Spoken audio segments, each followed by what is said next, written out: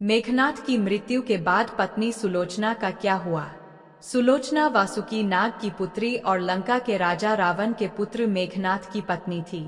लक्ष्मण के साथ हुए एक भयंकर युद्ध में मेघनाद का वध हुआ।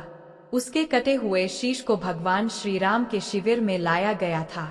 अपने पति की मृत्यु का समाचार पाकर सुलोचना ने अपने ससुर रावण से राम के पास जाकर पति का शीश लाने की प्रार्थना की, किंतु रावण इसके लिए तैयार नहीं हुआ। उसने सुलोचना से कहा कि वह स्वयं राम के पास जाकर मेघनाद का शीश ले आए, क्योंकि राम पुरुषोत्तम है, इसीलिए उनके पास जाने में तुम्हें किसी भी प्रकार का भय नहीं करना चाहिए। रावण के महापराक्रमी पुत्र मेघनाद का वध करने की प्रतिज्ञा लेकर लक्ष्मण जिस समय युद्ध भूमि में जाने के लिए प्रस्तुत हुए, तब राम उनसे कहते हैं, लक्ष्मण, रण में जाकर तुम अपनी वीरता और कौशल से रावण पुत्र मेघनाद का वध कर दोगे, इसमें मुझे कोई संदेह नहीं है। परंतु एक बात का विशेष ध्यान रखना कि मेघनाद का मस्तक भूमि पर कदापि नहीं गिरना चाहिए, क्योंकि मेघनाद एक नरी व्रत का पालक है और उसकी पत्नी परम पतिव्रता है। ऐसी साध्वी के पति का मस्तक अगर पृथ्वी पर गिर पड़ा तो हमारी समस्त सेना का ध्वंस हो जाएगा और युद्ध में विजय की आशा त्याग देनी पड़ेगी। लक्ष्मण अपनी सेना लेकर चल पड़े। सम्र भूमि में उन्होंने वैसा ही किया।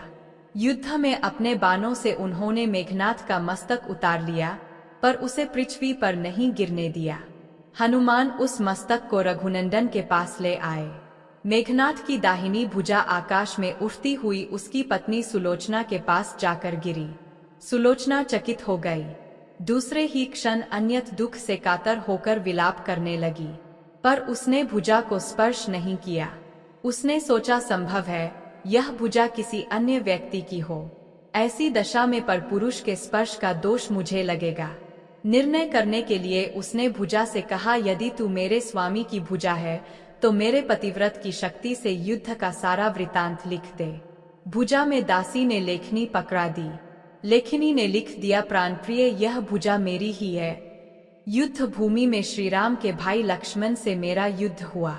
लक्ष्मण ने कई वर्षों से पत्नी, अन्न और निद्रा छोड़ रखी है। वे तेजस्वी तथा समस्त दैवी गुणों से संपन्न है। संग्राम में उनके साथ मेरी एक नहीं चली। अंत में उन्हीं के बाणों से विद्ध होने से मेरा प्राणांत हो गया। मेरा शीश श्री राम के पास है। पति की भुजा लिखित पंक्तियां पढ़ते ही सुलोचना व्याकुल हो गई। पुत्र वधू के विलाप को सुनकर लंकापति रावण ने आकर कहा, शोक न कर पुत्री, प्रत होते ही सहस्त्र मस्तक मेरे बाणों से कटकट के पृथ्वी पर लौट जाएंगे। मैं रक्त की नदियां बहा दूंगा। करुण चीत्कार करती हुई सुलोचना बोली, पर इससे मेरा क्या लाभ होगा? सहस्त्र क्या करोड़ों शीश भी मेरे स्वामी के शीश के अभाव की पूर्ति नहीं कर सकेंगे। सुलोचना ने निश्चय किया कि उसे अब सती हो जाना चाहिए, किंतु पति का शव तो राम दल में पड़ा हुआ था, फिर वह कैसे सती होती?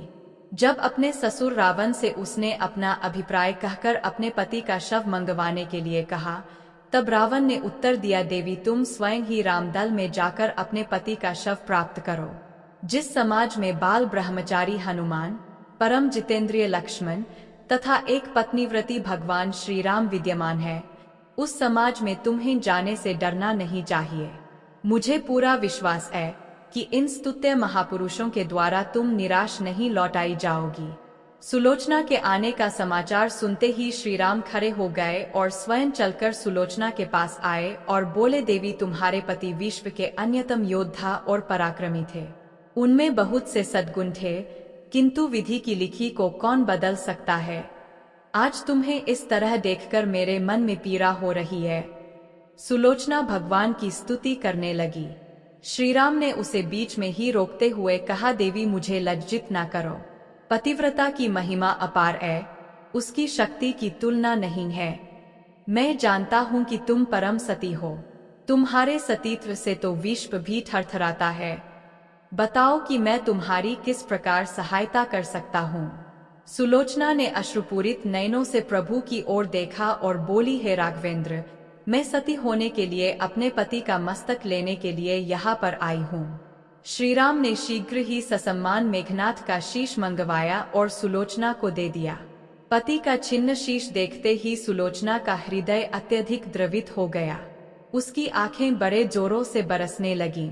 रोते रोते उसने पास खड़े लक्ष्मण की ओर देखा और कहा, सुमित्रानंदन, तुम भूलकर भी गर्व मत करना कि इनका वध आपने किया है। मेरे स्वामी को धराशायी करने की शक्ति विश्व में किसी के पास नहीं थी। यह तो 2 पतिव्रता नारियों का भाग्य था। आपकी पत्नी भी पतिव्रता है और मैं भी पति चरणों में अनुरक्ति रखने वाली उनकी अनन्य उपासिका हूँ। पर दुर्भाग्य से मेरे पति एक पतिव्रता नारी का अपहरण करने वाले पिता का अन्न खाते थे और उन्हीं के लिए युद्ध में उतरे थे। इसी से मेरे जीवन धन परलोक सिधारे। सभी योद्धा सुलोचना को राम शिविर में देखकर चकित थे। वे यह नहीं समझ पा रहे थे कि सुलोचना को यह कैसे पता चला कि उसके पति का शीश भगवान राम के पास है। जिज्ञासा शांत करने के लिए सुग्रीव ने पूछ ही लिया कि यह बात उन्हें कैसे ज्ञात हुई कि मेघनाथ का शीश श्रीराम के शिविर में है। सुलोचना ने स्पष्टता से बता दिया, मेरे पति की भुजा युद्ध भूमि से उड़ती हुई मेरे पास चली गई थी। उसी ने लिखकर मुझे बता दिया। व्यंग्य भरे शब्दों में सुग्रीव बोल उठे, निष्प्रभ यदि लिख सकती है, फिर तो यह कटा हुआ सिर भी हंस सकता है। श्रीराम ने कहा, व्यर्थ बातें मत करो मित्र, पतिव्रता के महत्व को तुम नहीं जानते। श्रीराम की मुख कांति देखकर सुलोचना उनके भावों को समझ गई। उसने कहा, यदि मैं मन, वचन और कर्म से पति को देवता मानती हूँ, तो मेरे पति का यह निर्जीव मस्तक हंस उठे। सुलोचना की बात पूरी भी नहीं हुई थी कि कटा हुआ मस्तक जोरों से हंसने लगा। यह देखकर सभी दंग रह गए। सभी ने पतिव्रता सुलोचना को प्रणाम किया। सभी पतिव्रता की महिमा से परिचित हो गए थे। चलते समय सुलोचना ने श्रीराम से प्रार्थना की, भगवान, आज मेरे पति की अंत्येष्टि क्रिया है और मैं उनकी सहचर उनसे मिलने जा रही हूँ। आथा आज युद्ध बंद रहे। श्रीराम ने सुलोचना की प्रार्थना स्वीकार कर ली। सुलोचना पति का सिर लेकर वापस लंका आ गई। लंका में समुद्र के तट पर एक चंदन की चिता तैयार की गई।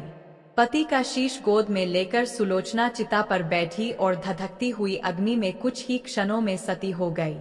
दोस्तों, आपको यह कथा कैसी लगी कृपया कमेंट करके जरूर बताएं। वीडियो पसंद आया हो तो लाइक करें और ऐसे ही और भी बहुत सारी कहानियों, कथाओं एवं जानकारियों को सुनने के लिए चैनल को सब्सक्राइब जरूर करें।